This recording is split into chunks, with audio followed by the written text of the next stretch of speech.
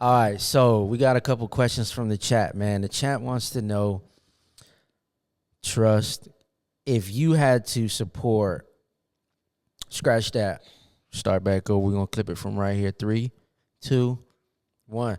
All right, man, and we back with part 2, and we got a couple questions from the chat.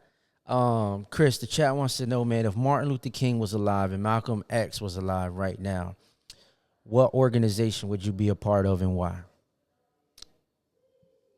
That's a really tough question, man. Surprisingly, Martin Luther King started pushing more of a commercial approach at the end of his life before he was assassinated.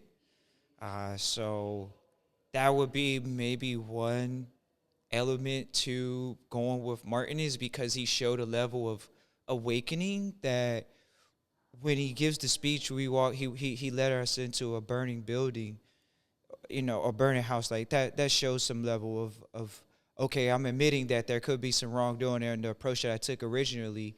But interestingly enough, Malcolm X, shout out to Malcolm X. I have read the book, loved the movie.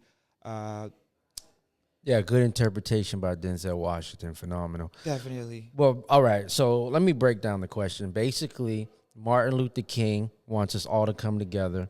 Malcolm X wants blacks to be in a black city with black land separated from whites. What agenda fits? You feel like What was Martin's again? Martin Luther King wanted us all to come together. Yeah, And then that Malcolm approach was is not separate. a wise approach for a group of people that are trying to practice nepotism and practice cultural affinity and cultural commerce.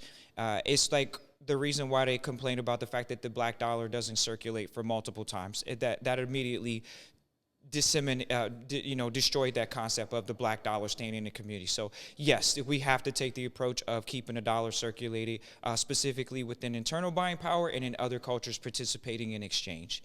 Yes. So you feel we would be better off just segregated on our own? It wasn't segregated. We just did commerce through a isolated environment, and it was very segregated. Where we did business with other cultures, it was just different. It was very different. We lived in the same areas. I guess you could say we were segregated to an area.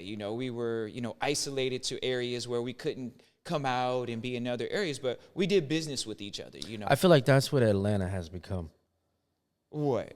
Kind of like the mecca for African Americans to really like own property and have businesses. Like I feel like the majority of the citizens in Atlanta and the whole Georgia region are more like African American now. I mean, it's actually a huge Indian You population. did a show, didn't you? Do a conference in Atlanta not too long ago? Yes. What was the demographic? So the that you saw? demographic, yeah, that area, of course, is going to be predominantly, of African indigenous descent. That's a good word. Yeah. I don't know if y'all caught what he said. Yeah, they're there, but there's other cultures there doing business as well. So it's not like when you go to Georgia, you can say, oh, the dominant player is that culture. Okay, so they're not the dominant player. Because like in Miami, the Jews, to me, financially are the dominant players here. You'd be And you can surprised. There's a lot tell- of Cuban money. No, for sure. You For know. sure. But I mean, like, government and, like, in infrastructure, Jews on that. Yeah. I one time I walked into a pawn shop, and this Indian dude was working the window, and there was another Indian dude at the register. But guess who walked out the back? A Jew. Walked out the back like he owned the building. They didn't even look his way. I'm like, okay, I know who the owner of this establishment is. I mean, in the Miami area, If though. someone I'm just wants speaking to say from. that they run the culture up there, then that's great. Well, that's what T.I. says. I don't Well, know if they if run you- the culture, then they have to take pride in the numbers. They have to take pride in the crime rate. You have to take pride. You have to take pride in the growth of the population. Are you moving there? No. Am I moving there? No. I've actually lived in Georgia, so it's one of those things that What part?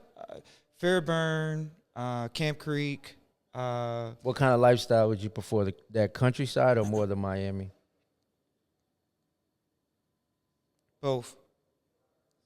Okay. Oh, Both. fair enough. Fair Both. enough. Because as a youth, I was brought up in both, so it's a redemption of my childhood to not be too city and not be too. Actually, I was never too city, even though born in the city and then went to the suburbs, and then you had family at the farm, and we had to go to the farm. So you milked a cow? Definitely.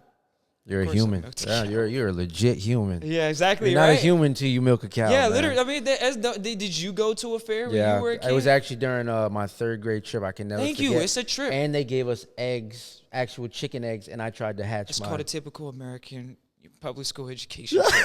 You know, you go In on the these trips 90s. throughout the day. In the In the 90s. 90s, I actually, don't you're think they're right. still doing Yeah, that literally, now. they don't go outside You anymore. don't milk You cows know, no they more. stick you in front of a computer or iPad. Yeah, or they'll something. show it to you on YouTube. Yeah, but literally, right here. This is how you're supposed to No, milk it. there's no. Yeah, man. Yeah. But I'm glad we're both humans. Well, considering we're both in our 30s, what's one of the most challenging things you've had to experience so far in life, and how did you overcome that? The biggest challenge I think that for myself, and I'll just speak for myself. It doesn't even about anybody else. So for sure, I would say the biggest challenge is overcoming myself, and just always having to build that belief, always having to build the confidence to take action. Maybe not knowing all of the facts, knowing that your dream, when it's big enough, the facts don't count. In order for radical things to happen, there has to be a radical thought and radical action at times. And I don't mean that in a negative way. I just mean it where you have to maybe take a lot of action. You may have to spend a lot of time by yourself, discovering your strengths, discovering your weaknesses. That's the biggest challenge that I've had to overcome. Even overcoming something that we talked about, overcoming the fact that, I'm not a fan of conventional wisdom. Conventional wisdom says that you should overcome your weaknesses. I have pivoted to the thought and have overcome the challenge of wanting to strengthen things that I'm just not great at. And I'm okay with not being great at those things. And so I'm okay with finding other people and actually finding value in other people to actually help me accomplish things. No, and I'm glad you said that, because this is an important lesson. It's okay to agree to disagree and have your own perspective. If the world had more people who thought for themselves, we would have so much more accomplished as a race and as a society. So that's why I look for people like you to have conversations with, because even if we don't agree, there's people out there that are on both sides of the fence. There's people that you're going to reach and people that I'm going to reach, and then we're all going to come together as a community. So I'm very glad that you said that, and I just wanted to highlight that, man. Don't be scared to have your own opinion, whether if it's right or wrong. Always try to be on the right side, and if you feel like you're on the wrong side, do a little more research. Maybe you're just lacking that one thing that could prove your point to be accurate.